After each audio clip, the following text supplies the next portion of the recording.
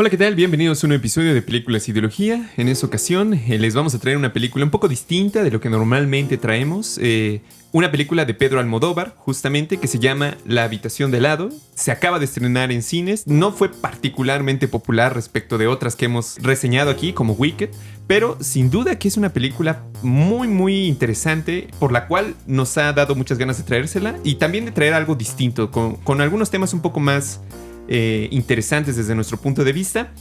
Y pues nada, antes de adentrarnos en la película y que Cristian les explique un poco más de qué va y por qué nos llamó la atención, mencionarles que eso no es un análisis estético. Nuevamente, nosotros no somos críticos de cine en el sentido clásico, sino que nosotros nos enfocamos en los mensajes que existen dentro de las películas como objetos culturales de nuestro tiempo. Y nuestro objetivo es interrogarlas para ver qué nos pueden decir de nuestro tiempo. Entonces, dicho eso, Cristian, ¿cómo estás? ¿Qué nos puedes decir de la película? Antes que nada, como dijiste, es una película no tan popular como yo diría las últimas 2 o 3 de las que hemos hablado, porque fue la de Nosferatu, antes la del Rey León. Wicked también. Wicked, exacto. Digamos que fueron mucho más taquilleras que esta, que sin embargo no me parece, yo diría que esto es una obra maestra, pero sí mucho mejor de las 3 que ahorita acabo de mencionar. De nueva cuenta, similar al caso de Eggers, nos encontramos aquí con un director para muchos consagrados. O sea, me parece que incluso me atrevo a afirmar que cuando se trata de directores hispanohablantes, es para muchos el más importante. Y estamos quizás también aquí ya ante su última cinta, ya no nos esperan mucho, es decir, que es un director que ya reflexiona no nada más sobre las películas que está haciendo, sino también, o por lo menos esa impresión me da, sobre su propia obra. Uh-huh. Concretamente se trata de la película llamada La habitación de al lado. Es una cinta sobre morir y si uno quiere seguir con vida bajo ciertas circunstancias o no, en el caso que no, qué hacer al respecto. Es decir, que se trata ya concretamente sobre el tema de la eutanasia. Se basa en una historia, desde mi punto de vista, sí, cautivadora, inteligente y desgarradora de una novela que se llama What Are You Missing? De Sigrid Nunes. Y esta escritora, he leído de ella 2 novelas, es una, o por lo menos yo diría eso, una maestra de las digresiones y las reflexiones sobre temas que quizás, más bien que sin duda nos afectan a todos, pero que no por eso flotan tanto en el espacio público o ni siquiera privado entre los humanos por la dificultad de los temas, como en este caso la muerte y cómo, digamos, afrontamos algo que, queramos o no, nos va a afectar a todos algún día. La historia, para darte la palabra, trata de una antigua fotógrafa de guerra que padece una enfermedad terminal, un estado de cáncer que ya no hay salida y le quedan algunas semanas, quizás meses de vida. Por lo que ella opta de no quedarse en el hospital, el tratamiento, la quimioterapia, que lo único que según ella le va a provocar es dar más lástima, sentirse peor con ella misma, sino dice, acepto que pronto ya me voy a ir. Por lo tanto, se encuentra por circunstancias de la vida con una amiga íntima de antes, a la que había perdido temporalmente de vista algunos años, y la puede convencer de acompañar a la moribunda a una casa de vacaciones de lujo en la que prometen dormir en habitaciones que están al lado. Por eso el título de la película. Y se llama así porque el trato es que cuando la amiga que la acompaña se levante y la puerta de la habitación de al lado se encuentre cerrada, entonces la amiga sabrá que ha tomado la decisión de tomarse una píldora que se nos deja entender que pudo conseguir en el dark web, es decir, de manera ilegal, en pocas palabras, con un dealer. Toda la película gira entonces en torno a la pregunta de cómo vemos nuestra propia vida cuando se acerca la muerte. ¿Somos dueños o podemos decidir cómo la afrontamos? Literal, ¿debe permitirse o no que tengamos chance de la eutanasia? ¿Con qué conflictos entramos o en qué conflictos entramos, mejor dicho, si lo aceptamos o no? Y lo que me pareció interesante son los diálogos entre ellas dos, porque me parece que las dos se afectan mutuamente, es decir, que entran con una opinión o forma de ver las cosas que luego se moldea a través de los diálogos que tienen entre ellas, y eso me pareció interesante porque siempre pido películas en las que la gente habla, y hablan mucho en esta película, y que no siempre sean diálogos, digamos, intuitivos y que únicamente empujan una historia que no tiene gran profundidad, sino en este caso la historia es muy simple, pero no por eso, o no sé cómo le ves tú ahora sí dándote la palabra, la película en sí y el tema que trata es simple. Totalmente de acuerdo. Creo que a mí me gustan mucho en general los temas que toman este problema de la muerte o las películas que lo tratan de llevar a cabo. Y en general me pareció una película, como lo acabas de decir, muy buena, muy interesante, sobre todo porque este tema de la muerte en general creo que parece un cliché, pero en general pocas veces se habla detenidamente o por lo menos como debería de ser. Y mucho menos se le dedican obras y todo lo demás. Más bien pareciera un poco como la posición de Ingrid al principio, que las personas no aceptan como natural que algo que esté vivo tenga que morir. O no parecieran tenerlo presente constantemente, ¿no? En cambio, en el caso de Marta, digamos que tiene el cáncer presente y que yo creo que se repite en muchas ocasiones en las que las personas se ven frente a enfermedades de ese estilo o un familiar suyo tiene una enfermedad de ese estilo donde justamente, digamos, la muerte se aparece como un tema demasiado persistente, demasiado poderoso y justamente yo creo que el hecho de no reflexionarlo previamente hace también que cuando se presente sea mucho más fuerte de lo que quizás podría ser. Pero bueno, independientemente de esto, quería mencionar, digamos, que en uno de los primeros comentarios, cuando Marta, digamos, se vuelve reportera de guerra, además quisiera mencionar eso antes, que en la película se nos deja ver que ella no se lleva muy bien con su hija. No se lleva bien con su hija, no tiene como un trabajo clásico de mujer, ha tenido relaciones con otras mujeres, como ha tenido relaciones con hombres. Es decir, es todo menos, digamos, el clásico estereotipo de éxito de la mujer conservadora, que estaría más bien en familia, en su casa, con una sola pareja. Nos encontramos más bien con una mujer que... Emancipada. Emancipada, yo diría. O sea, más allá de si es liberal o no, el hecho de que haya podido aventarse eso y que además fue a la guerra, o sea, eso que se me hace como interesante que Almodóvar eligiera que su novio fue a la guerra de Vietnam, además, ¿no? Y que quedó prácticamente obsesionado con la guerra.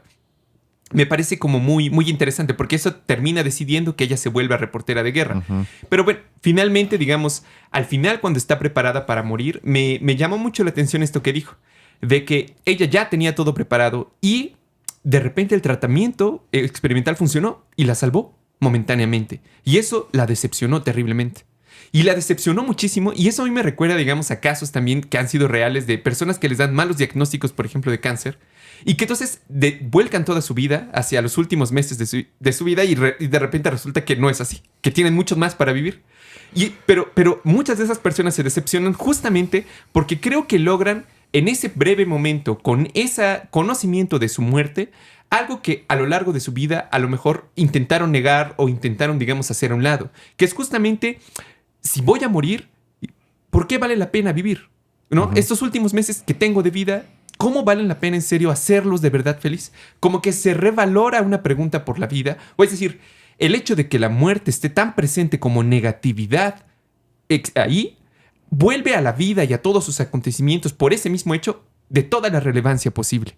Y entonces yo creo, o bueno, esta película me dejó pensando justamente mucho en eso, o sea, en cómo casi siempre evitamos pensar en la muerte y nos provoca miedo y nos provoca terror, pero en realidad pensar en la muerte también nos puede invitar a pensar en la vida de otra manera, a reconsiderar cosas que a la luz, digamos, de algo tan terrible o tan definitivo como la muerte, muchísimas otras cosas en la vida parecen como superfluas, ¿no? Superficiales, vanas, sin un valor real detrás, ¿no?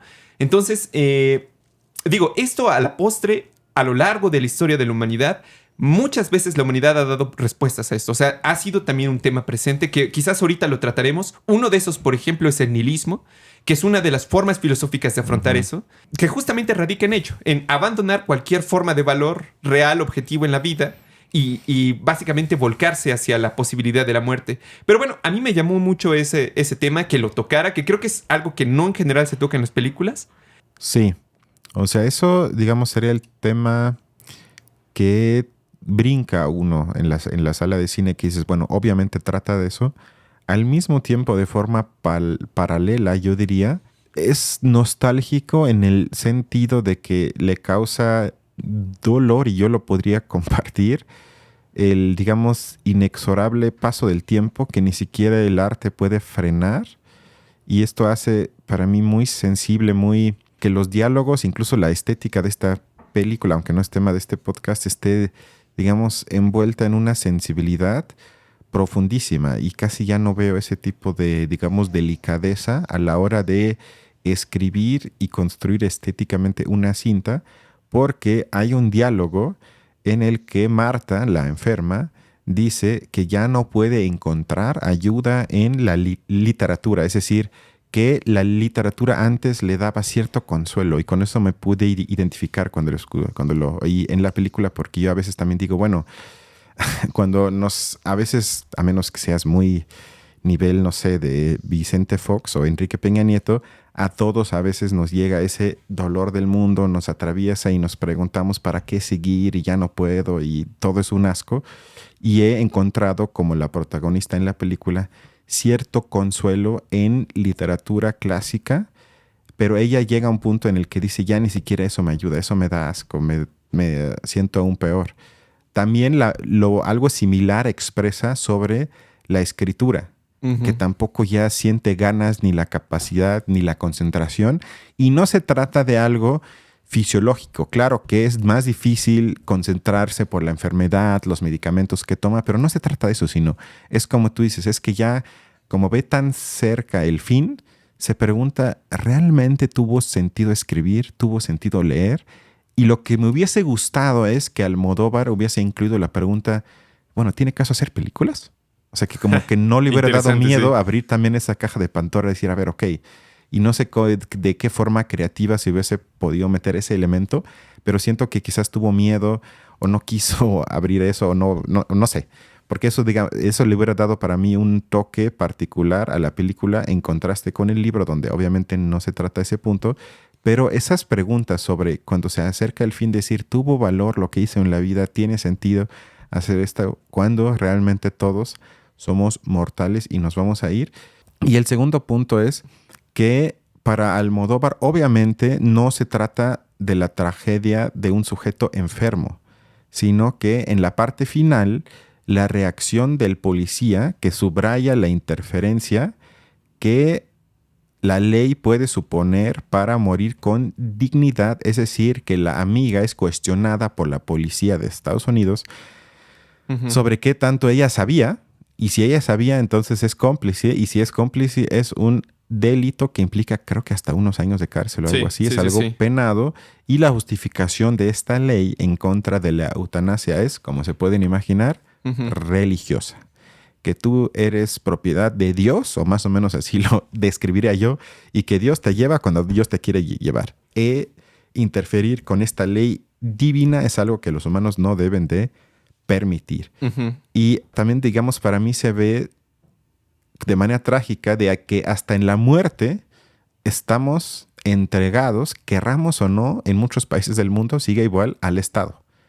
O sea que hasta en ese punto tan sensible que marca él, por lo menos para mí, fin de nuestra existencia, somos administrados por parte del Estado, tenemos que cumplir con ciertas leyes y digamos somos masa, así le llamaría yo, a disposición del Estado. Y este tipo de violencia objetiva me pareció muy fuerte. O sea, todo lo que platican en la película sobre las tragedias, sobre las guerras y todo, claro que me afectó, pero yo sentí más impotencia, enojo, hasta furia, cuando nos damos cuenta en la cinta que ni siquiera tenemos la libertad de decidir en qué momento me voy de esta tierra y de qué forma, sino que hasta en eso el Estado tiene poder sobre nosotros. Sí, eso a mí me parece que es uno de los temas, bueno, en general, obviamente se incrusta en el debate sobre la eutanasia, ¿no? Sobre su calidad de ética y todo lo demás. Sin duda, esta película más bien pareciera estar a favor. O sea, creo yo es lo que nos quiere tratar de entender o por lo menos comprender. Él está a favor, sí. Y que yo creo que también ha sido la posición de muchas personas a lo largo de la historia de la humanidad. Pienso, por ejemplo, ahorita en Séneca, se me viene así a la memoria rápido, que también él es uno de los más famosos justamente por lo mismo, porque él dijo, bueno, a mis 70 años ya no soy capaz de eso. Yo antes, digamos, de perder mi lucidad o antes de perder mis fuerzas físicas y todo, yo me voy a matar. O sea, no le quiero dejar a nadie esa responsabilidad ni nada más, sino yo tomo mi vida. Y el suicidio de Séneca es uno de los más famosos de la historia justamente por eso. Yo creo que el suicidio en general puede ser tratado... quizás esa sería como la segundo lado, el lado B, diría yo, porque el suicidio también puede ser visto desde un punto de vista social, como una especie de epidemia, por ejemplo. También puede pasar eso. Veámoslo en Japón o en los países, digamos, donde más suicidios hay, justamente por causas de infelicidad, por casos de depresión, Digo, nuestros análisis sobre por qué se suicidan más pueden ir mucho, pero sin duda que también en el suicidio se puede observar un problema social, se pueden observar las raíces de ese problema social. Lo observamos incluso en la película, justamente cuando el Estado es el que tiene que tener o reclama el poder sobre el cuerpo de... incluso ya muerto, ¿no? Eso me parece terrible, pero que sin duda, digamos, creo que a lo largo de la historia muchos filósofos han hecho hincapié en la necesidad de la libertad humana, y cómo incluso el suicidio, digo yo, y me parece a mí, es casi como una última prueba de libertad humana. Uh-huh. O sea, que el suicidio puede ser ético en el sentido de que puede ser una expresión de la libertad humana. Porque no hay, digamos, nada tan fuerte, digamos, ni siquiera una lógica en la historia que determine la vida de manera tan terrible que no puedas decidir tú en último momento ponerle fin. Y bueno, a mí esta posición, digamos, ética, creo que se puede expresar mejor, más que en una proposición filosófica o sociológica, en un poema. Uh-huh. Y me gusta mucho a mí el poema de Borges que se llama justamente El Suicida, que dice así: no quedará en la noche una estrella, no quedará en la noche. Moriré y conmigo la suma del intolerable universo. Borraré las pirámides, las medallas, los continentes y las caras. Borraré la acumulación del pasado. Haré polvo la historia, polvo el polvo. Estoy mirando el último ponente. Oigo el último pájaro. Lego la nada a nadie. A mí me parece, digamos, fantástico este poema justamente porque encierra muy bien la idea ética, creo yo, de que incluso la historia puede volverse polvo en el momento en el que uno decide cometer el acto. O sea, es como una impresión o imagen del poder que se puede esconder detrás de un acto similar. Aun cuando, de nuevo, o sea, creo que las causas por las cuales las personas son incitadas a matarse deben ser sin duda criticadas. En el fondo creo yo que la decisión, si tenemos una visión humanista, tiene que ser netamente individual. Comparto la idea, digamos, como tipo ideal, es decir, como idea filosófica y su potencia. Sin embargo, como no me considero existencialista, mi concepto de libertad es más pesimista, porque no creo que haya espacios donde seamos verdaderamente libres. Por lo tanto, que es obviamente lo que voy a decir debatible, lo menciono porque en países donde yo lo ubico, son dos casos, el de Canadá y el de Inglaterra hace algunos años, tenían gobiernos muy a favor de la eutanasia, que argumentaban, sí, que claro, que la gente tome la decisión libremente y quiénes somos nosotros, bla, bla, bla. Más o menos hasta rayando en discusiones libertarias sobre este tema. Lo que estaba detrás de eso, como para complicar un poco el asunto, era el afán de ofrecerle a la gente pobre, a los ancianos, a los enfermos, a los, digamos, que estorban, ¿no? O sea, que nada más son una carga para el Estado, para la sociedad, que se enferman, que exigen, que marchan y que realmente tienen una vida demasiado jodida y ya rebasan cierta edad como para incluirlos otra vez al trabajo de la sociedad y que sean productivísimos. Se les quería abrir la puerta y decir, a ver, Bala, ya viviste, ya amaste, ya sufriste, pero pues, ¿ya para qué, no? Uh-huh. Por el bien de todos. Aquí tienes una píldora subsidiada por el Estado, vas a las similares para recogerla. Estoy un poco exagerando, pero existe ese peligro de yo llamaría de limpieza social de arriba para abajo, utilizando, o si quieres pervirtiendo, una idea que en un inicio yo también comparto. Yo estoy a favor de que la gente tome la decisión y que eso no sea un crimen, y mucho menos por cuestiones de religión o lo que sea. Sin embargo, también en el mundo neoliberal que nos toca, hay que tener cuidado con que esa, digamos, libertad sea usada para deshacerse de ciertos grupos en la sociedad que no aportan, entre comillas, algo a la productividad de un país, y que seamos honestos. Si en México, por ejemplo, se haría una encuesta, ¿estás a favor que sigamos apoyando a esa gente o estás a favor que aprobemos una ley que facilite que esa gente ya se vaya? Yo apostaría porque gane el sí que se vayan malditos, porque no sirven de nada. Tal vez me equivoque, pero me parece que es un peligro que hay que no dejar de lado. Estoy de acuerdo. Creo que incluso un sentido similar se encuentra detrás de las personas que dicen que los pobres ya no tengan hijos, ¿no? O sea, hay un sentido similar de extinguirlos. Y autoritario, es un afán autoritario. Sí. Pues es casi genocida, porque es acabar con una parte de la población, pero sí o sea, creo que tienes razón. Sin duda, pero digamos, de nuevo, creo que ese problema realza la tensión que existe entre el suicidio como fenómeno social, que puede ser sociológicamente observado, que de nuevo lo vemos en los lugares más... países desarrollados es donde los suicidios tienen su carácter más fuerte, ¿no? La sociología da una respuesta. En gran medida se debe también a una consecuencia estructural. El hecho de que las personas son aisladas. El individualismo, que es una de las consecuencias de la modernidad, tiene estas otras consecuencias, que si no son tratadas de manera, diría yo, ilustrada, tratando, por ejemplo, con terapia, con otras formas de solucionarlo, llegan a esos niveles, ¿no? Y se puede volver una epidemia. Pero, digamos, luego viene la otra parte de la atención, que creo yo que, sin embargo, sigue siendo importante, porque aun cuando, digamos, y te lo acepto, es un argumento existencialista, pero sigue siendo en sí mismo el ejercicio del suicidio un ejercicio negativo, de libertad negativa. No es algo afirmativo, es algo negativo, es ponerle fin o ponerle un no, un alto digamos, a ciertos... Yo lo pienso sobre todo, digamos, pensando en las teorías que se imaginan que la humanidad tiene un destino manifiesto y que todo está determinado hasta antemano. Bueno, dentro de esos planes, el suicidio evidentemente es algo completamente irracional. Uno puede oponerse a ellos con eso. O sea, creo que en ese segundo sentido también rescato esa parte, pero creo que tienes toda la razón. Ya nada más quisiera continuar con un tema siguiente, que es... Creo que el miedo a la muerte no solamente es miedo, digamos, a la finitud de la propia vida. En gran medida también creo que es miedo al cambio que ocurre inevitablemente dentro de las cosas, o a una permanencia de los cambios. Y que en una muy buena medida es la cuestión de la identidad, ¿no? De que nosotros, digamos, vivimos con una idea de que somos unitarios, de que somos una sola persona, que nos llamamos Balaam, Christian, y que atravesamos, digamos, este mundo de manera única, teniendo experiencias, pero siendo uno solo. En cambio, digamos, yo creo que al final lo que la película también trata de hacernos reflexionar un poco es que nosotros envejecemos, que las cosas van cambiando, que las cosas que antes hacíamos y nos producían felicidad ya no lo hacen hoy en día. Por ejemplo, la literatura, o que los amigos que teníamos en toda la vida, al final de la vida resultan no ser los verdaderos amigos.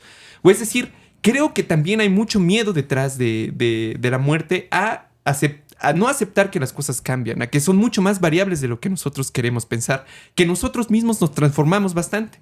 Y por ejemplo, creo yo que a lo mejor habría argumentos para decir que esto es un fenómeno más bien moderno, a lo mejor no ha ocurrido toda la historia, pero pensemos, digamos, en los celos, ¿no? Este fenómeno que es tan común en general en las relaciones hoy en día, yo creo que en el fondo también se corresponden con un cierto deseo ferviente de posesión, que en el fondo, digamos, descansa en la convicción de que en el objeto yo obtengo la certeza sobre mí mismo que necesito. Entonces, cuando no lo tengo, mi propia certeza sobre mí empieza a entrar en duda, ¿no? Pensemos, digamos, yo diría hoy en día que estoy terminando la maestría, si me quitaran mis títulos, si me quitaran eso, yo también tendría dudas respecto de la certeza de mí mismo, porque una buena parte de mi vida la he dedicado a eso. Pero también, digamos, creo yo que la película invita a pensar, digamos, que en el fondo soy más que solo eso. O sea, soy mucho más que solamente, digamos, mis títulos o las posesiones que tengo, sino que yo mismo puedo tratar de innovarme, que tengo una potencia yo mismo. Pero bueno, creo que una muy buena parte del miedo también se refleja en el énfasis tan grande que nuestra época le pone a las identidades sociales. Y las identidades como formas de salvarnos frente a una muerte. Pero, ¿y si no fuera así? ¿Y si las identidades son también fácilmente perdibles? Yo creo que de nuevo se recupera la pregunta que para mí sigue siendo muy, muy fundamental. Si vamos a morir y no sabemos cuándo va a pasar, ¿qué es lo que hay que hacer, no? O sea, ¿cuáles son las acciones que tenemos que llevar a cabo en nuestra vida? ¿Cómo lo resignificamos en ese sentido?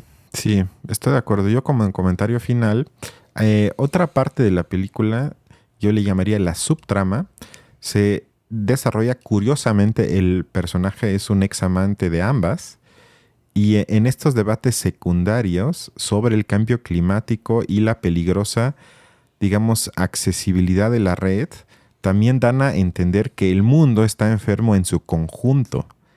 Lo paradójico es, o por lo menos eso plantea la cinta para mí de manera correcta, es que mientras que los pacientes terminales como personas individuales se les niega en gran medida el derecho a decidir su destino, la sociedad en cambio hoy sigue bombeando dióxido de carbono y destruyendo selvas, a sabiendo que con ello provocará la extinción de especies y contribuirá con el tiempo a un clima que ya será inhabitable el planeta para futuras generaciones.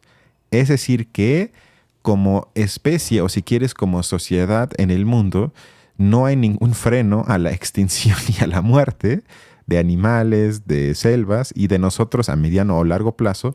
En cambio, a nivel individual sí. Cuando en todo caso para mí tendría que ser al revés, que la política opere a nivel de que no nos extingamos como especie, pero acá a nivel individual pueda crear, digamos, las condiciones de posibilidad para que la decisión sea lo mayor libre posible en cada caso de que en qué momento yo le pongo fin a mi vida y que no sea, como tú dices, tan influenciado en gran parte por las presiones de la sociedad de hoy.